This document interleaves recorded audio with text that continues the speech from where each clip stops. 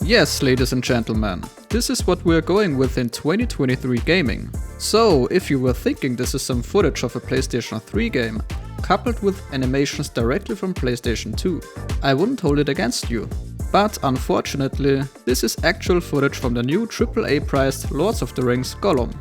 Before we get into why this game is sitting at mostly negative reviews, like quite a few other games this year, I want to be clear that this isn't about jumping on a bandwagon and piling on the hate for the sake of it. Because hey, if this game was actually worth its price tag, I would be delighted to produce a more positive video. Because after all, it's just more fun to work on videos that bring out the good in games. But here's the deal. I, like many others, want to raise the red flag for the gaming industry. You can't sell us half-baked products that are a far cry from what was promised during the marketing campaign. Other industries wouldn't get away with this kind of behavior, so why should the gaming industry? But let's start with the decent positive stuff. Yes, while very limited, the Gollum does have its share of positive aspects. Like always, things most of the time are not to be seen just purely black or white, or good and bad. For example, the general idea of the game isn't bad, and occasionally, the environmental sense of scale really is there. The cinematic trailer was well done, and the bugs in the game at times are so hilarious that for that one split second you eventually don't even regret spending money on this game. Sadly, this is pretty much where the positive stuff ends, and that of course begs the question, is this enough to charge a customer $60? Let's see and start with the gameplay. It feels as if someone threw running, jumping and the occasional climb into a blender and poured it over an oversimplified game mechanic canvas. Because this is what this game is, oversimplified. The hand-holding is intense, with blatant hints and prompts that shatter any sense of immersion. A game built on simple mechanics isn't a bad thing, but if that's your go-to, it needs to compensate with fun, entertainment and solid core elements like audio, graphics and atmosphere.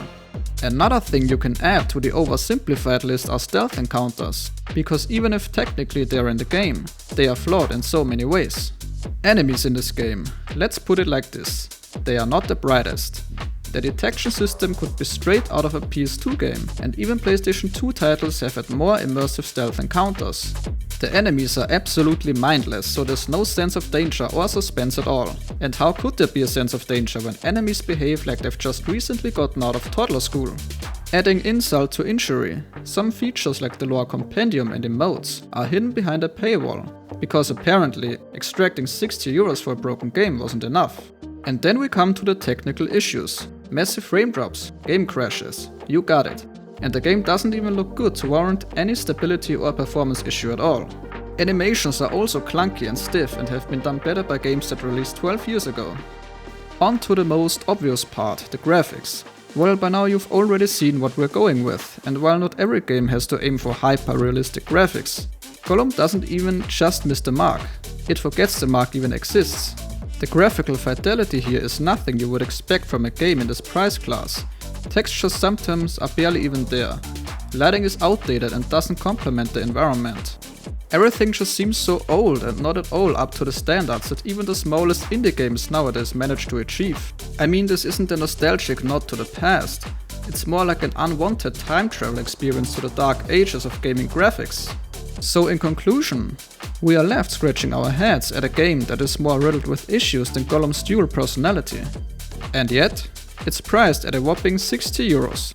For that money, we as gamers have every right to expect a polished, immersive and enjoyable experience, not this frustrating mess. Again, this isn't about shitting on the game, but about shedding light on issues and calling for better standards in the industry.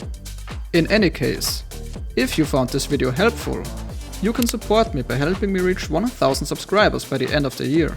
I'm currently at 74 subscribers, so every sub definitely matters to me. With that in mind, thank you and I'll see you next time.